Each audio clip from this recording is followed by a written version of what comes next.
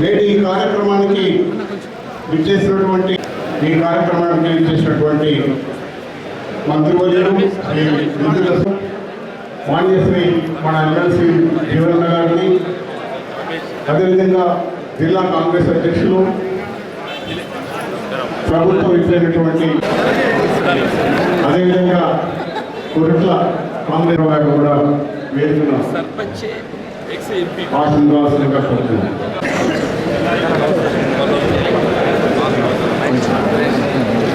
Please ఒక్కొక్కరు అందరూ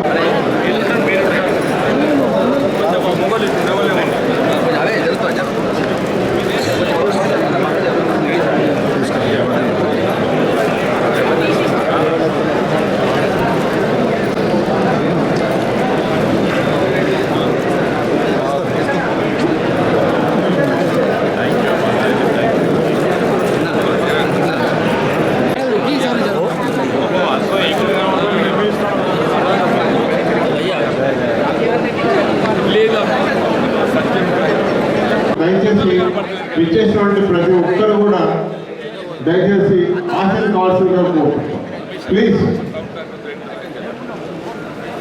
ఈ కుడివైపు అంతా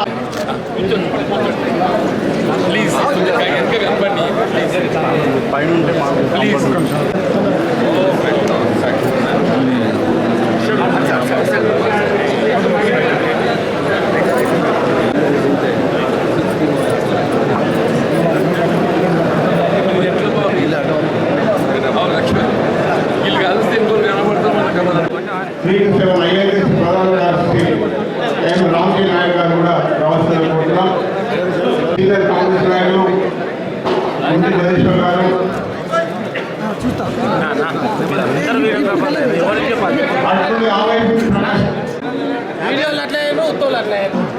వాసుదేవ్ మిత్రులు దయచేసి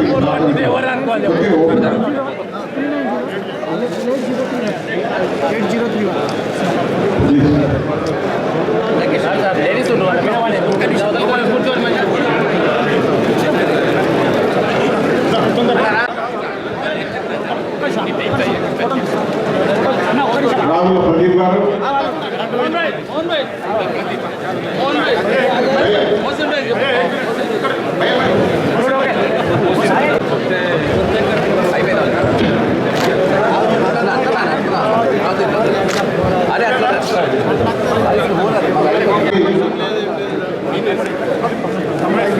సీనియర్ కాంగ్రెస్ నాయకులు మహేశ్వర్ భాయ్ గారు దయచేసి వచ్చి తొందరగా తీసుకోం.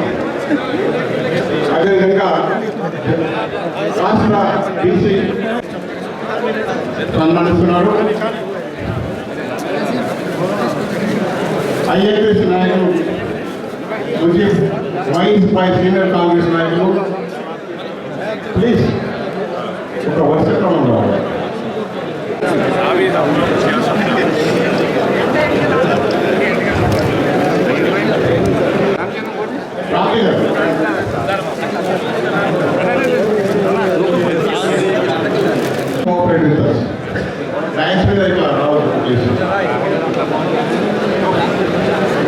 మనం పెట్టుకునే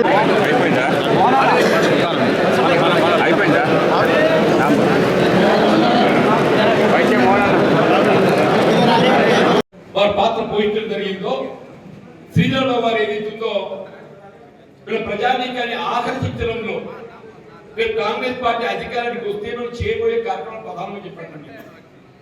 కేవలం వీళ్ళ ప్రభుత్వం యొక్క వైఫల్యాలను ఎత్తి చూపడమే కాకుండా కాంగ్రెస్ పార్టీ ప్రభుత్వం అధికారం రావడంతో ఇలా అధికారంలో ఉన్నటువంటి యొక్క టిఆర్ఎస్ పార్టీ కంటే మెరుగైనటువంటి యొక్క అభివృద్ధి సంక్షేమాన్ని ప్రజానీకానికి అందించగలుగుతున్నటువంటి ఒక భావన కలిగించే విధంగా చెప్పి అంటున్నా. మీరు మేనిఫెస్టో రూపకల్పన అంటే ఇది సాధారణ విషయం కాదు. అఖిల భారత స్థాయిలో మేనిఫెస్టో కమిటీగా చిదంబరం గారు ఉన్నారు. అఖిల భారత స్థాయిలో ఏదైతుందో మేనిఫెస్టో కమిటీగా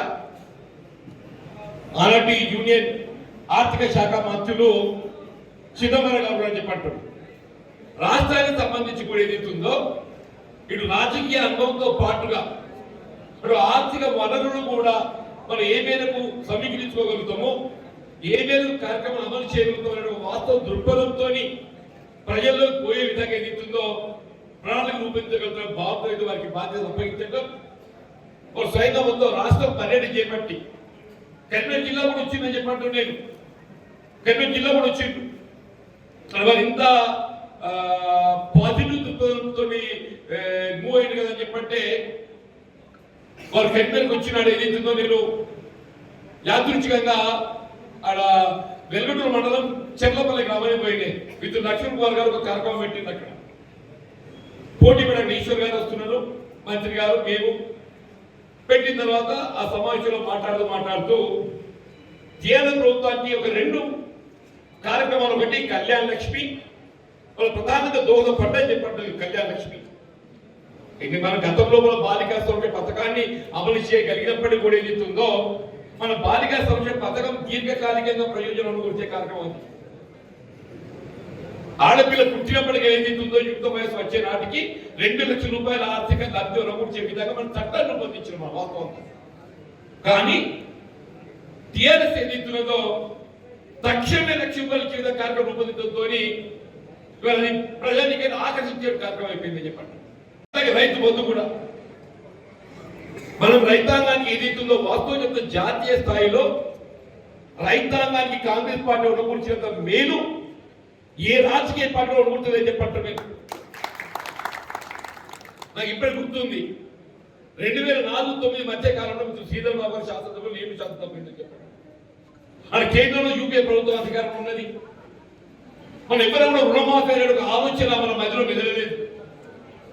ఇక సోనియా గాంధీ గారు ఏదైతుందో ఎవరు భారతదేశంలో దేశానికి వెన్నెముకైన రైతాంగాన్ని ఏ విధంగా బలోపేతం చేయాలి అనే భావనతో ఏదైతుందో జాతీయ స్థాయిలో రైతాంగాన్ని రుణవిముక్తులు చేసే విధంగా 1 లక్ష రూపాయల వరకు ఏకమొత్తంగా రుణమాఫీ చేసిన ఘనత కాంగ్రెస్ పార్టీలో చెప్పండి. ఇది మన ఎన్నికల వాగ్దానం కాదు ఇది. కానీ సోనియా గాంధీ గారు ఏదైతుందో ఒక రైతు పక్షపాతి, గ్రామీణ ప్రాంతం అంటే రైతు కూలీలు అని చెప్పంటున్నాం. రైతు కులం లేదు, వ్యవసాయంపై ఆధారపడే ప్రతి వాడు రైతు అని చెప్పంటున్నా. ఆ భావనతో సోనియా గాంధీ గారు ఆ కార్యక్రమం అమలు చేసి చెప్పింది. రాష్ట్రంలో రాజశేఖర రెడ్డి గారు ఏదైతుందో ఇంకొక మెట్టు పైకి పోయింది. సకాలంలో రుణం చెల్లించిన రైతుకి ఏదైతుందో ప్రోత్సాహంగా 5,000 రూపాయలు అదనంగా కల్పించడం జరిగిందని చెప్పండి. రుణం చెల్లించిన వారికి అంటే రుణమాఫీ కాని వారికి సకాలంలో చెల్లించే వారికి అని చెప్పండి. ఇవాళ ఏదైతుందో కేంద్రంలో ఎన్డీఏ ప్రభుత్వం ఉందే భారతీయ జనతా పార్టీ. దేశం వెలుగుతుందని చెప్పంటుండే ఆ మోడీ గారు. మరి ఎక్కడ వెలుగుతుంది ఏమో ఎవరికైతే కనబడుతుంది. ఆ వెలుగు అనేది జ్యోతులు వెలిగించిన వెలుగు కాదు.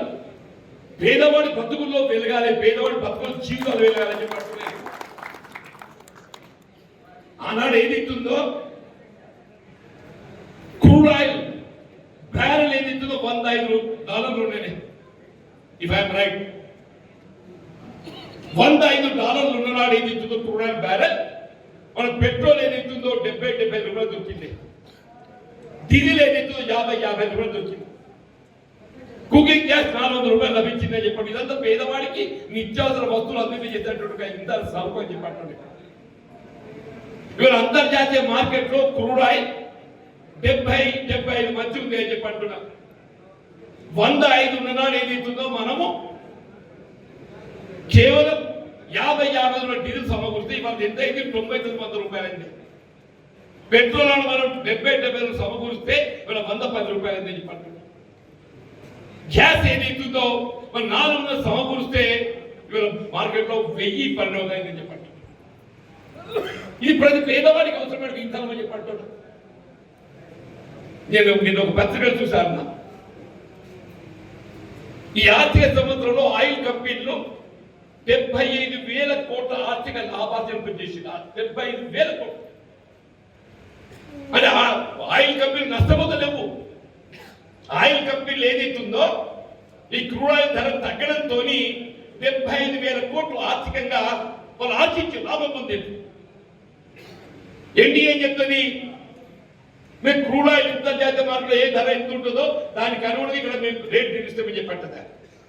మరి అంతర్జాతీయ మార్కెట్ క్రూడ్ ఆయిల్ ధర తగ్గినప్పుడు ఏది ఎత్తుందో నువ్వు పెట్రోల్ డీజిల్ ధర తగ్గించాలి కదా. ఇది నీ గూగుల్లో ఉంటున్నా వస్తుంది ఏం చెప్పంటున్నా, ఆయిల్ కంపెనీలు ఏదైతే ఈ సంవత్సరం 75,000 కోట్లు ఆర్థికంగా లాభం పొందిందని చెప్పంటున్నా. ఇంత బాధ్యత దుర్పేద కాంగ్రెస్ పార్టీ ముందుకు పోతుంటే టీఆర్ఎస్ అయితే దాని పని అయిపోయింది. మొన్న రేవంత్ రెడ్డి గారు 100 మీటర్లు మొదలు పెడతారని కదా, ఇది ఆయన అన్నది కాదు. కాళోజీ నారాయణరావు గారి యొక్క వ్యాఖ్యను స్ఫూర్తి తీసుకుని మాట్లాడారు. కాళోజీ నారాయణరావు గారు ఉద్యమ సమయంలో ఏదైతే ఇదే కేసీఆర్ చెప్పారు మాట ప్రాంతీయేతలు ద్రోహం చేస్తే పొలిమేరల వరకు ఏదైతే ఉందో ప్రాంతం అని చెప్పారు. అదే ప్రాంతం వాడు ద్రోహం చేస్తే పాతాల్లోకి తొక్కి పెడతా చెప్పారు. ఇది కాళోజీ నారాయణరావు గారి యొక్క వ్యాఖ్య.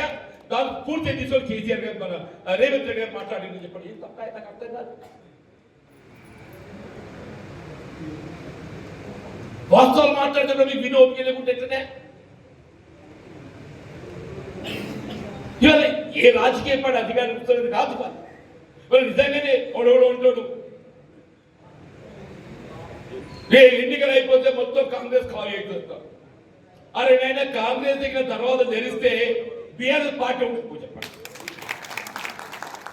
కాంగ్రెస్ దర్వాజా తీస్తే బీఆర్ఎస్ పార్టీ ఉండకపో చెప్పండి.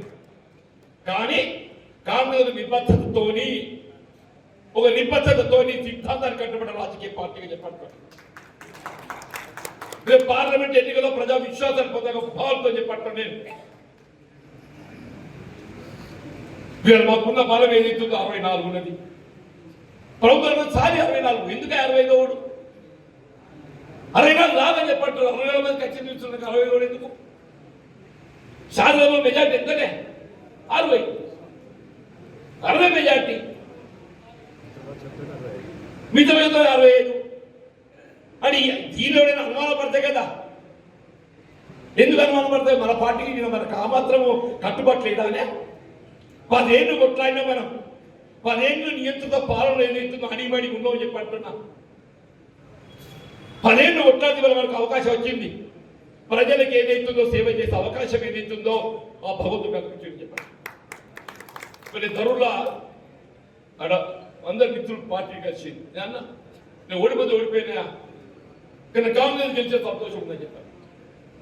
ఓడిపోయినా సరే నా దృష్టిలో పెట్టుబడి కట్టలేదు. కానీ ఆ ఓటమిని మరిపించేటువంటి యొక్క తీర్పు ప్రజలు ఏదైతుందో తెలంగాణ రాష్ట్రం ఇచ్చింది. ఆ ఓటమిని మరిపించే ఒక తీర్పు ఏదైతుందో రాష్ట్రంలో ప్రజలు ఇచ్చింది. కాంగ్రెస్ ప్రభుత్వాన్ని ఏర్పాటు చేసింది చెప్పండి. శ్రీధర్ బాబు గారు మంత్రిగా ఏదైతుందో చర్చలకు వచ్చినట్టే మనకి ఎంత గౌరవమే, మనకి ఎంత ఆత్మస్థైర్యం ఇచ్చి చెప్పరా. పేదవాడికి ఏదైతుందో ప్రభుత్వ కార్యం అందరూ చేయటం లోపల నీకు ఏదో ఉన్నది కాదు.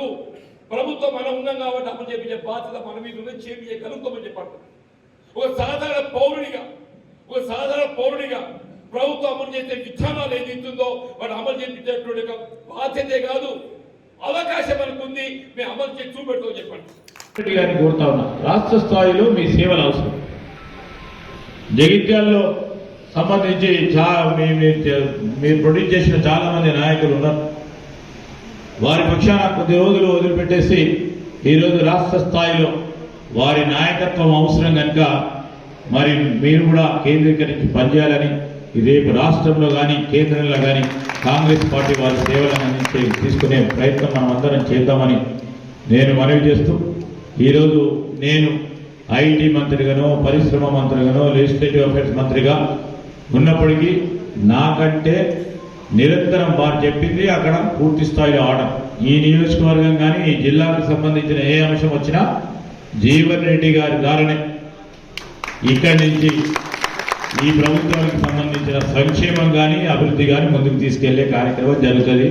ఇది స్పష్టం. నాతో పాటు నాకు వ్యక్తిగతంగా తెలిసినప్పటికీ నేను జీవన్ రెడ్డి గారితో మాట్లాడే చేస్తాను అని నేను స్పష్టతతో పోతాను. ఇప్పుడే చెప్పిన నాతో సహచరుడు ఉన్నాడు, మంత్రి స్థాయిలో ఉన్నా, ఆయనకు కూడా చెప్తున్నా. ఆయన బాధపడుతుండొచ్చు మంత్రిగా నేను ఉన్నప్పుడు, కానీ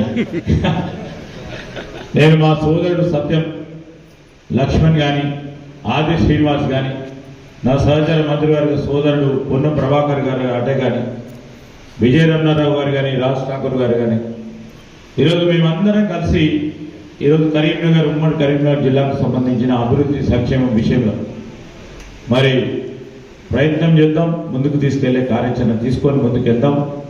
ఈరోజు 6 గ్యారెంటీల సందర్భంలో ఇప్పుడే మా సోదరులు నరసింహరావు గారు చెప్తా ఉన్నారు. మరి ఇక్కడ ఉన్న ఇద్దరు శాసనసభ్యులు మాట్లాడుతూ ఉన్నారట. నిన్న మరి ధర్మపురికి ప్రాతినిధ్యం వహించిన మాజీ మంత్రి గారు మాట్లాడినట. 40 రోజులు అవుతా ఉంది, అది చెప్తా ఉన్నాం మేము. మొత్తం యావత్తు తెలంగాణ రాష్ట్ర సమితికి సంబంధించిన నాయకత్వానికి కూడా ఓపిక లేదు వారికి. ఈరోజు మనం 7వ తారీఖు నాడు ముఖ్యమంత్రి మీ మంత్రులం అందరం కూడా ప్రమాణ స్వీకారోత్సవం చేసిన 48 గంటలు తిరగకుండానే 2 పథకాలని అమల్లోకి తీసుకొచ్చిన ఘనత Congress party. 2018 TRS party majority సాధించిన తర్వాత 36 రోజుల తర్వాత అసెంబ్లీ పెట్టింది. 36 రోజుల తర్వాత మనం గెలిచి 3వ తారీఖు 9వ తారీఖు నాడు శాసనసభ్యుల ప్రమాణ స్వీకారోత్సవం చేసి ఆ రోజు 2 పథకాలను అమలు చేస్తే వారు 36 రోజుల తర్వాత ప్రజలకు సంబంధించిన సమస్యలు పక్కన పెట్టి ఆ రోజు శాసనసభను కన్వీన్ చేసి అప్పుడున్న శాసనసభ్యులను ప్రమాణ స్వీకారోత్సవం చేసే కార్యక్రమం వారు చేస్తే మనం ఈరోజు 2వ రోజే 48 గంటలు తిరగకుండానే ప్రజా సంక్షేమ కార్యక్రమాలు మొదలుపెట్టినాం. మీరు ప్రతిరోజు చూస్తూ ఉంటారేమో సోషల్ మీడియాలో వాళ్ళు చేసే ప్రచారం. పైసలు లేవు ఎట్లా చేస్తారు 6 గ్యారెంటీలు. మేము వాళ్ళని చెప్తా ఉన్నాం, ఇద్దరు శాసనసభ్యులకి వారికి కూడా, మీకెందుకంతా అంత బాధ, మేము చేసి చూపెడతాం, ప్రజలు మా పైన నమ్మకం ఉంది. 2 చేసినాం, ఇంకో 2 చేస్తాం, చేస్తూ పోతా ఉంటాం. అందరికీ మేము చెప్పిన ప్రతి మాట పైన నిలబడతాం. ఈరోజు ఖజానా ఖాళీ చేసిన ఆర్థిక క్రమశిక్షణ లేకుండా ఖజానా ఖాళీ చేసి ఒక్క ప్రాజెక్టుపై, కాళేశ్వరం ప్రాజెక్టుపై మొత్తం డబ్బులు పెట్టి, ఇంతకుముందు పెద్దలు జీవన్ రెడ్డి గారు చెప్పింది, మిషన్ భగీరథ సంబంధించి 45,000 కోట్ల రూపాయలు ఖర్చు పెట్టినా సరిగ్గా మంచినీరు రావటం లేదు. శుద్ధమైన నీరు రాకుంటే ఏమి ప్రయోజనమని ఇట్లాంటి కార్యక్రమాలు ఒకరికో, ఇద్దరికో, ముగ్గురికో కాంట్రాక్టర్లకు ఉపయోగపడే కార్యక్రమం చేసిన తప్ప మేము ఈ రాష్ట్ర ప్రభుత్వ ఖజానాకు వచ్చే ప్రతి సొమ్మును ఈ 6 గ్యారెంటీలు మనం ఇచ్చిన మేనిఫెస్టో ద్వారా తిరిగి ప్రజలకు చెల్లే విధంగా ఒక కార్యాచరణ తీసుకొని ముందుకెళ్తా ఉన్నాం. మీరందరూ కూడా చెప్పండి, ప్రజలకు ఆందోళన పడనక్కర్లేదు. ఆర్థిక క్రమశిక్షణతో ఈరోజు ఆర్థిక వ్యవహారాలను ముందుకు పెట్టే ప్రయత్నంలో అదే ఎక్సర్సైజ్ లో పనిచేస్తా ఉన్నాం మేము. ఆ క్రమంలో రేపు మనం ఇచ్చిన ప్రతి మాట నిలబెట్టుకోవడానికి ఎన్ని డబ్బులు అవసరం ఉన్నాయి, ఏ విధంగా మనం లబ్ధిదారుని ఎంపిక చేద్దాం, అసలు సిసలైన లబ్ధిదారునికి ఇచ్చే ప్రయత్నం చేయటం జరుగుతుందనే ఈరోజు ప్రజాపాలన కార్యక్రమంలో అప్లికేషన్లు తీసుకున్నాం. రేషన్ కార్డులు ఇస్తాం, 6 గ్యారెంటీలు ఇస్తాం పెట్టే ఒక ప్రయత్న భాగంలో మనం అందరం కూడా ముందుకెళ్తా ఉన్నాం. ఇది అందరి మీరు ప్రతిరోజు టీవీలో, సోషల్ మీడియాలో ప్రతి సందర్భంలో చూస్తూ ఉన్న సందర్భంలో వారు మాట్లాడే తీరు నేను చెప్తా ఉన్నా. చైనా వాడు ఇంగ్లీష్లోనే మాట్లాడాడు, ఇంగ్లీష్లో చైనా వాడు మాట్లాడు, కానీ అక్కడ పెట్టుబడులు కానీ వాణిజ్య వ్యాపారం చేసే మొత్తం ప్రపంచ దేశాల్లో మొట్టమొదటిది అమెరికా తర్వాత దేశం అది. ఇంగ్లీష్ వస్తేనే వాణిజ్యం వ్యాపారం పెట్టుబడులు వస్తాయని టీఆర్ఎస్ సంబంధించిన వాళ్ళు కొంతమంది మరి మన నాయకులు మాట్లాడితే ఇంగ్లీష్ మీద మరి ఇష్టరాజ్యంగా అట్లాగా అడ్డగోలుగా మాట్లాడే ఆలోచన చేసింది. మన పక్కన ఉన్న తమిళనాడు రాష్ట్రంలో కూడా వారి భాషపై ఉన్న అభిమానంతో ఇంగ్లీష్ వచ్చినా ఇంగ్లీష్ మాట్లాడు. భాష కాదు ఇంపార్టెంట్, మన ఆలోచన ఇంపార్టెంట్, మన నడక ఇంపార్టెంట్, మన కమిట్మెంట్ ఈ రాష్ట్రానికి చేయాల్సింది ఇంపార్టెంట్ అని స్పష్టంగా ఈరోజు వారికి కూడా తెలియజేస్తా ఉన్నాం. అదే విధమైన ప్రయత్నం చేద్దాం. మీరందరూ ధైర్యంగా ఉండండి. 5 సంవత్సరాలు మనం మొదటి టర్మ్ కంప్లీట్ అయ్యే వరకు 6 గ్యారెంటీలు స్పష్టంగా అమలు చేసే ఒక కార్యాచరణ ఉంది. ముందుకు తీసుకెళ్లే ప్రయత్నం చేస్తాం. మనం దిగులు చెందాలి కానీ వాళ్ళే దిగులు చెందుతారు. మనం మొదలుపెట్టిన 10 రోజులుగా ఒక బుక్ తీసి ఇంకా అమలు అయితే లేవాలి. మనం చెప్పిన అంతా ఎందుకు బాధ, మాకు బాధ ఉండాలి, మా కార్యకర్తకు బాధ ఉండాలి, ఇంకా కావాలి తృష్ణ ఉండాలి, వారికి ఉంటుంది. ఈరోజు ప్రభుత్వానికి కొంతమంది ఒక శాసనసభ్యుడు అనుకుంటారు, ఇక రేపో ఎల్లుండే మా ప్రభుత్వం ఫామ్ అవుతుంది, అసలు వాళ్ళ పార్టీ ఉంటుందో లేదో వాళ్ళ ఆలోచన చేయమని చెప్తారు. ఎప్పుడు కూలదోసే కార్యక్రమమైనా మనం 19 మంది గెలిస్తే 12 మందిని తీసుకునే కార్యాచరణ తీసుకుంటున్నారు. మనది అది కాదు. ఈరోజు తలుచుకుంటే ఏమవుతున్న వాళ్ళు అదే విధమైన ప్రయత్నం జరుగుతుంది. కానీ ప్రజలు ఇచ్చిన తీర్పును గౌరవిస్తూ ఆ తీర్పు ప్రకారం ముందుకు నడిచే ప్రయత్నం చేస్తా ఉన్నాం. ఆ విధమైన ప్రయత్నంలోనే మనం అందరం కూడా నిలబడతాం. నేను ప్రత్యేకంగా జగిత్యాల మరి నియోజకవర్గ ప్రజలందరికీ ప్రత్యేకంగా ప్రతి సందర్భంలో జీవన్ రెడ్డి గారి గురించి, కాంగ్రెస్ పార్టీ గురించి ఆలోచన చేసిన మా కాంగ్రెస్ పార్టీ కార్యకర్త నాయకుడికి మీరు ఆందోళన చెందవద్దు. మీ నాయకుడికి పదవి లేదు కావచ్చు, కానీ అందరికంటే ఎక్కువ శక్తివంతమైన నాయకుడు జీవన్ రెడ్డి గారు. అది మీరు దృష్టిలో పెట్టుకొని ముందుకు నడిపించే మనం చేసి వారికి ఒక స్థానం కలిగించే ప్రయత్నం చేయాలని, మనం అందరం కూడా కష్టపడాలని మీ అందరికీ కూడా మనవి చేస్తూ మరొకసారి పెద్దలు జీవన్ రెడ్డి గారు